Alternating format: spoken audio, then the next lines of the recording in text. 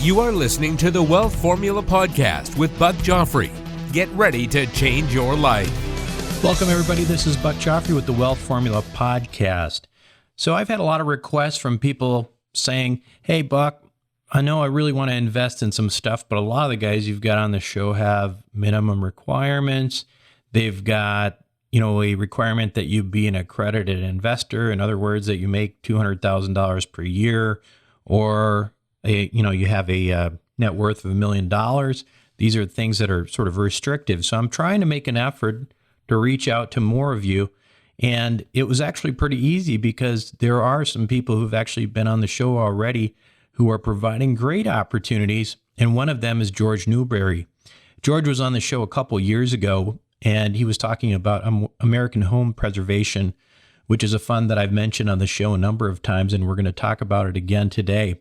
But what we didn't know about George, or what I didn't know about George last time, was that he had a tremendous track record as a real estate investor and is a guy who basically was flipping great big apartment buildings and had become a multimillionaire at one point just doing that. His story is pretty remarkable, and he documents it in a book called Burn Zones, which is actually an excellent book, and I can't recommend it enough. And George also has offered to give our audience a free copy of that book. So there is an opportunity to go to wealthformula.com, and all you have to do is click on Burn Zones free book, and that book will come to you in the mail. So I hope you enjoy the show. I also want to, again, remind you, download that special report on saving thousands of dollars in taxes. Ask questions on Ask Buck, because those are the types of things that help me understand which way to push this show. And join the newsletter. When we come back, you're going to hear from Jorge Newbery.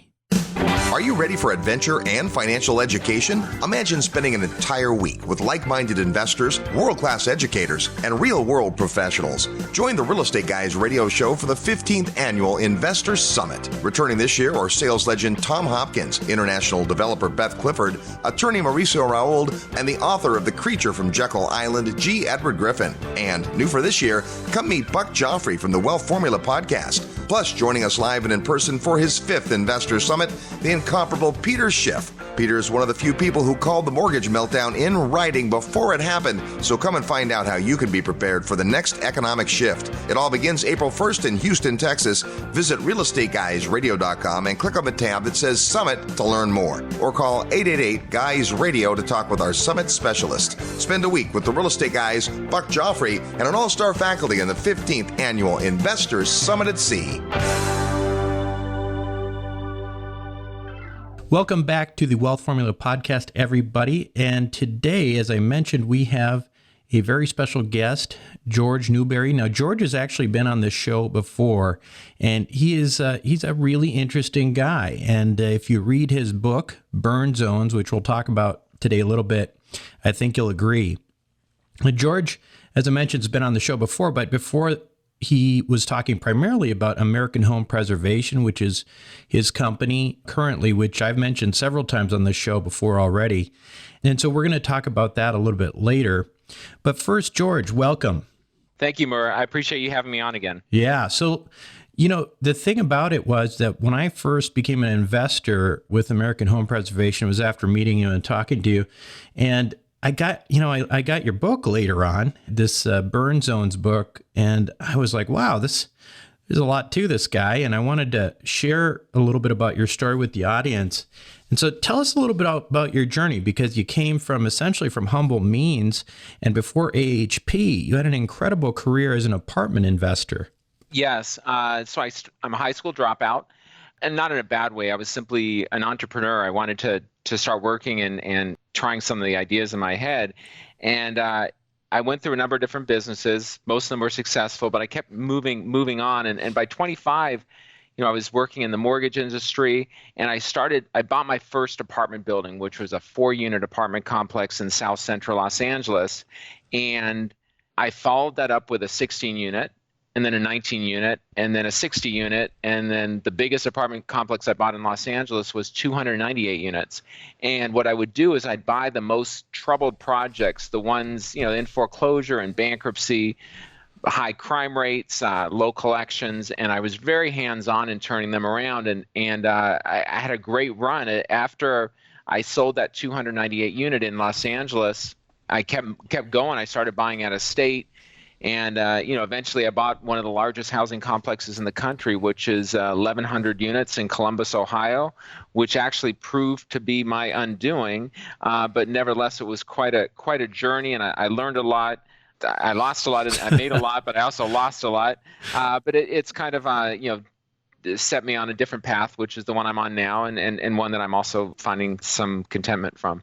Let's go back to this because we were talking about this journey. So I don't want to age it, George, but what year were we talking about here when you were doing this?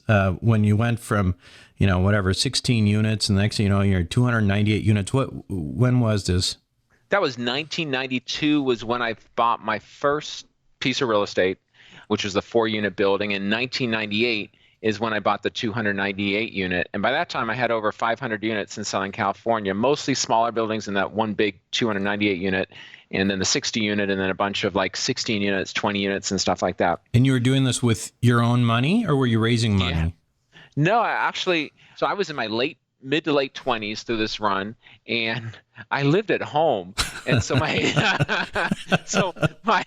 expenses were really low, and I was making, I started out in the mortgage business, but I actually started my own mortgage company, so I was making good money from that, and I was using the money I made to pile into these apartment buildings. Again, I drove a $2,000 used car that I bought for $2,000. I lived modestly, and mostly because I like to maximize the amount of money I could use to play. It was like playing Monopoly. Yeah, sure, and, sure. It was a lot of fun. And, I drive down these streets, and I own this building, I own that building, I own this building. It was kind of fun. And I would, I get loans. I'd usually get, I ran a hard money company, so we actually, some of my investors would invest in loans that were on properties that I bought. And then I'd always put a decent down payment, which was basically the money that the money that I was earning. And usually the loans were for a year. Within a year, I turned the properties around. I refinanced with bank financing, long-term, low interest rates. It was a good, it's kind of... They weren't Fannie Freddie loans, though. They weren't non-recourse loans or anything like that. No, they were often bank loans, oftentimes recourse loans. I mean, when I was in LA, they were, they're recourse loans. The loans weren't huge. By the time I started going out of state, some of the recourse loans were millions and millions of dollars. Wow. And, you had a unique approach to these buildings. And when you say hands-on, I mean, you were literally living in these buildings. Isn't that correct? That is, and not in Los Angeles because I live Right. at home, but Right. when I went out of state, I was, everybody interpreted it as being very noble. Like, oh my God, this guy who's actually made some money is living at, oftentimes these very troubled complexes. And it was a demonstration of my commitment to the project and the community, and that was part of it. But the reality is, I was cheap, and I didn't, and I was not going to spend money to stay at a hotel when I had all these vacancies at these buildings I was renovating. So I'd always have one fixed up, and I just fixed it up like anyone else's, and then I'd buy some modest furniture, and that's where I live.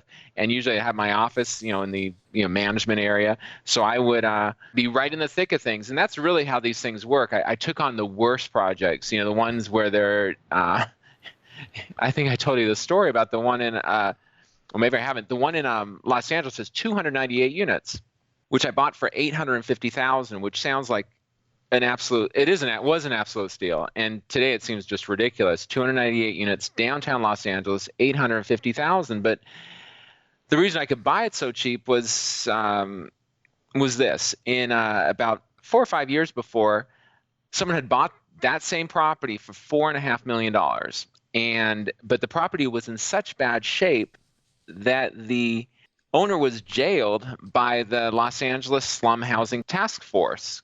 And so he ended up selling it for $4 million. And that gentleman also went to jail. So he sold it to the guy who I bought it from, and he bought it for $2 million. And he also ended up in jail. So and no one wanted to buy this building because it was most people interpreted it as a sure ticket to jail.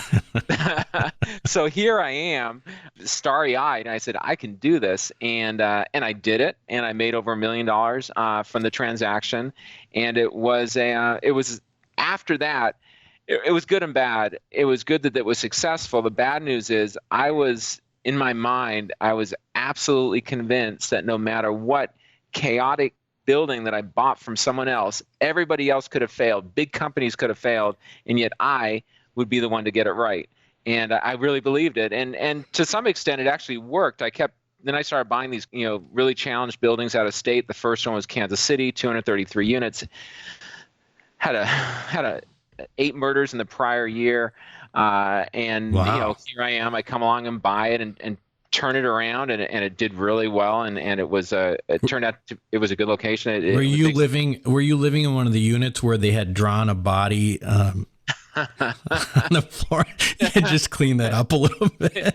Yeah, exactly. No one else wanted to live in the unit, so I couldn't get rent from it, so I figured I'd live in it. Actually, I'm kidding about that. But it was tough. I had a building on the top story. It was actually, a unit on the top story, and it was, I forget, like 13, 14 stories. It was fine. I'd take the elevator down. I'd have my office. So I'd be working and then going upstairs to eat, go to sleep, and, do it again the next day. And, I just repeat that process. Once I got it turned around, then I'd move on to another building and just keep doing this until they were turned around, and then I move on to the next one. And literally, you're at this point, and you're maybe you're barely even 30 years old, and you've made millions of dollars in real estate. That's a pretty amazing story. Yeah, I'll tell you that one in Kansas City. These are the numbers. I bought it for $1.6 million. I think I put in about $1 million, a little over $1 million. So maybe I was into $3 million or so. And then, Wells Fargo comes out and appraises it for $8.6 million, gives me a loan of $5 million. And I'm saying, this is really an interesting, very rewarding, because that turnaround took just over a year. So I'm saying, hey, people always say, how do you find these deals? The reality is these deals, for your listeners, these deals are across the country, almost in every city. They may not be 298 units, 233 units, or 1,100 units, but they're smaller opportunities. It's the very, very challenged buildings. At some point, a bank or whoever owns it just can't deal with it. They have to sell it, and they just take a significantly reduced price because it's not something that they, especially if they're not local, they can't handle. And even if they are local, it takes a lot of work, and the right person has to buy it because they really have to go all in, not just financially, but their time, their mind. These are projects that you can't farm out to a management company and say, hey, here, make me a lot of money. They generally don't work out that way. Yeah. So then there was Columbus, and by this point, again, you've made millions of dollars. You're unstoppable. By this time, maybe you're 30 years old. Who knows? Late 30s by then. Late 30s by the time you're in Columbus. Now, was this also completely out of pocket, non-recourse, et cetera?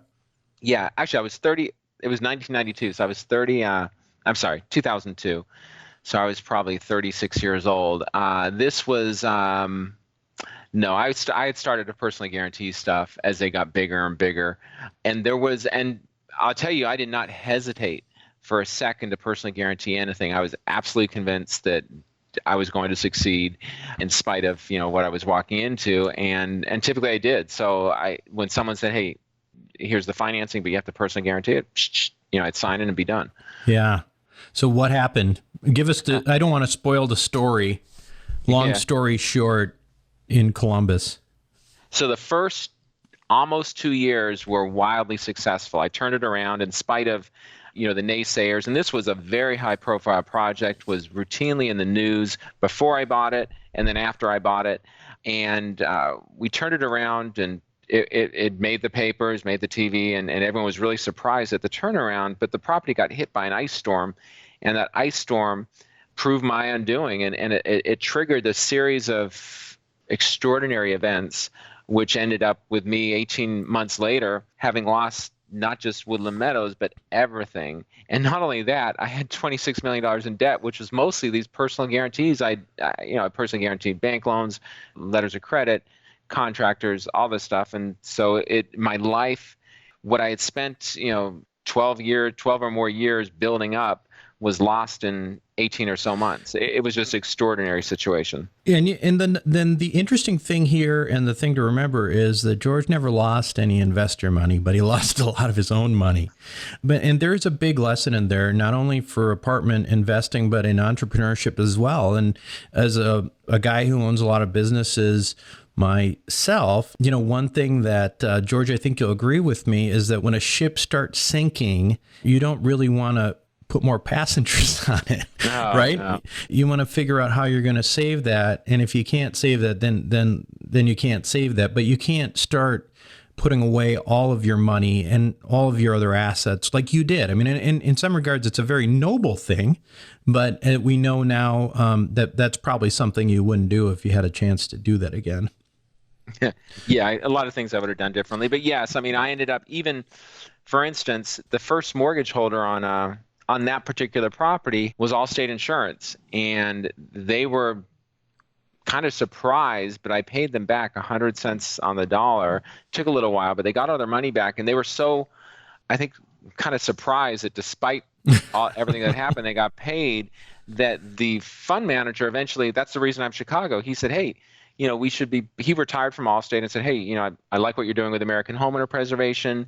I'll be your partner if you move it to Chicago. And he was managing billions of dollars at Allstate. So I said, well, this is a good opportunity. So I moved the operation to Chicago, and that's how I ended up here from Cincinnati. But that was it's in times of strife. It was fascinating because he had a kind of a front row seat to the chaos. Right. And he interpreted it. Hey, this guy did everything he could to make it right, and yet the city, I don't want to spoil the book, but you'll see that others had completely different interpretations, which were often shared for their own benefit. So we have a lot of investors and apartment investors listening to this show, and in some regards you live the ultimate dream of the apartment investor, but then all came crumbling down. If you had, hindsight's 20/20, what advice would you have for them? Just give me one piece of golden advice that they can take away from this. I mean, to really make huge money, you have to buy the risky stuff. You have to buy, so it's what are you after? You're after a modest return. Then you can buy something that's fixed up, that has long-term history of performance, and you can project. It's predictable what the outcome is within some parameters. But if you really want to make huge money, you take the big risks, and that's what I did. But you don't just say, hey, I took a big risk, now I'm going to make a lot of money. There's a reason it's a risk. If you really work hard, you can turn those risks, you can maximize the likelihood that those risks turn into successes. And if you take a big risk, I mean, you can make, the opportunities are out there. You can make millions and millions and millions of dollars. I mean, I did it. I did it, and I could. I don't know if I could do it again. I was just about to say I know how to do it again, but now I'm a little older. Yeah, I'm married. It would be really tough. My wife, hey, we're moving into. It wouldn't work today. But at the time of my life, I was unmarried. It was something that really really worked. Unfortunately, I'm really nothing but my experience and the book and whatnot to show for it. Financially, I have nothing to show for it. So you decide what you want, and then you decide what kind of risks you want to take. But I mean, most people walk into real estate thinking, I want to make a lot of money, but expect to make a lot of money, you have to work really hard. So this book, Burn Zones, in my view, is a must-read for apartment investors. And if you want a free copy, actually mailed to you, go to wealthformula.com and click on the icon that says get your free copy of Burn Zones. You're going to need to include your mailing address so we can get that out to you. But George has very graciously offered to deliver copies of his book to our listeners. And I'll tell you, you really, really need to read this book. So let's talk, George, a little bit about American home preservation now. First of all, remind us, because you've been on the show before, but in a nutshell, what does AHP, American Home Preservation, do? And how did you end up there from the rubbles of everything else? So here's what we do. We purchase pools of defaulted mortgages from banks at big discounts. So these are considered the high-risk mortgages, and people who haven't paid in a long time, They're in modest communities. If the homes go vacant, there's a high risk of vandalism. So banks and hedge funds are often willing to sell these at huge discounts.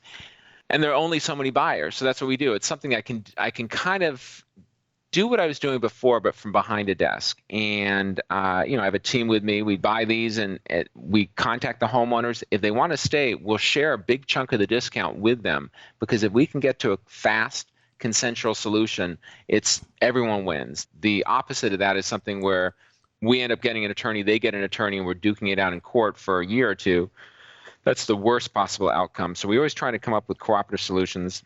And we basically do what I wish my creditors had done to me. The creditors, when a creditor, a bank or whatnot, who I owed a personal guarantee or some other type of debt after my chaos, those that came to me and said, hey, let's work out something that makes sense, that's what I could work with. But if you came to me and were saying, hey, I need all the money, all now, I need all the late charges, all this, if I didn't have the money at the time, it's just something I couldn't do, and it's unrealistic. It sets an unrealistic goal. So we try to set realistic goals with the families whose loans we now buy, and we've proven to generate extraordinary returns by doing this. And we accept investor money, which is pooled together to buy these pools, and we've had quite a decent run here as well. We bought bigger and bigger pools, raised more and more money, and now we're qualified by the Securities and Exchange Commission this May of 2016 to offer a Regulation A+ offering, which actually allows us to accept accredited and non-accredited investors. So it's new for us to be able to accept non-accredited, and we've made the entry point very low. Investors can participate for as little as $100. So it's a pretty inclusive opportunity. And the returns are pretty darn good. Can you talk a little bit about that? Sure. We pay the first 12% to investors. So investors earn typically 12%. It's typically distributed each month on the 10th of each month. And it's a good return. We've the funds for up to 5 years. We even offer early liquidity options if investors need their money back earlier. But that's what we offer. Yeah. And So one of the things I really like about George's fund, I like a lot of things about it. One, it is unusual in that it's a socially, it's doing good in the world, right? You're buying these mortgages in bulk, from people who can't keep their homes because they can't pay their mortgage. You're essentially keeping their home, but you're making a huge profit out of it.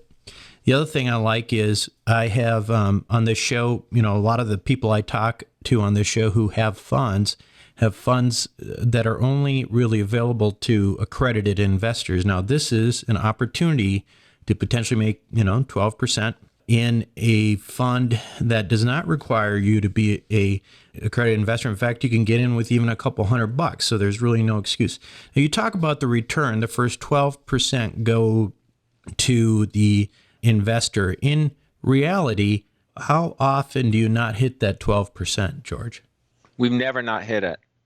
And that's not to say that at some point there's a cash flow. We make it clear that we'll distribute 1% a month on the investments, provided there's cash available. And historically there has been. As we scale this, it's plausible that there could be a month where the cash flow is insufficient to distribute the full 12% to investors, and we only distribute 6%. But what would happen in that situation is whatever was unpaid would accrue, and presumably the next month or some subsequent month, when there is enough money, we would distribute it. But so far, we've never had that issue. But just like Columbus, you can never say never. I think the good news is, we have no debt. It's just equity. So everybody's in there, and if there was a crisis in the financial markets, I think we'd be well prepared to not only survive it, but to probably thrive in it. Yeah, that's the other thing I was going to say is that if you think about businesses and investments and funds, that might do well. If everything goes south, like a lot of people think it may in the next year or two, this is a fund that actually does better when times are worse. So that's the other thing I personally like about it. The reason I brought up the 12% that George is talking about, the first 12%, is I've been in George's fund mostly on, sometimes off, because, it's a liquidity thing. Sometimes you can pull it out and do other things. In my case, sometimes I'm waiting for a deal and I want to put money in, and I'll put it in George's fund and then pull it out.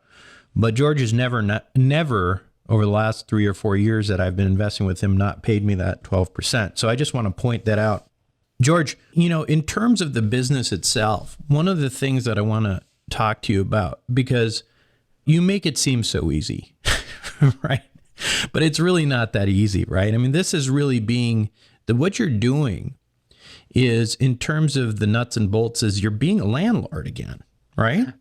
We're the mortgage company, so it is a little bit, we're not responsible for the plumbing or whatnot, but it is, it's very real estate related. And so there's a lot of similarities between, managing apartments or any type of real estate and managing a portfolio of mortgages. So there definitely are some crossover issues. I mean, both the issues, good and bad. So I have a lot of my experience has been helpful in really the bad experience has been helpful in knowing how to approach these families. We buy these loans. Anytime anybody who's worked on a modification for a friend or family member themselves will likely have the experience where they'll have to submit their paycheck stubs, tax returns, and all this to Bank of America, Wells Fargo, whoever it is. And then Bank of America, Wells Fargo will come back and say, hey, based on what you've submitted, you can afford this amount of money. We don't do any of that. We make it very simple. We basically, based on whatever the value of the property is, we say, okay, this is a $50,000 home.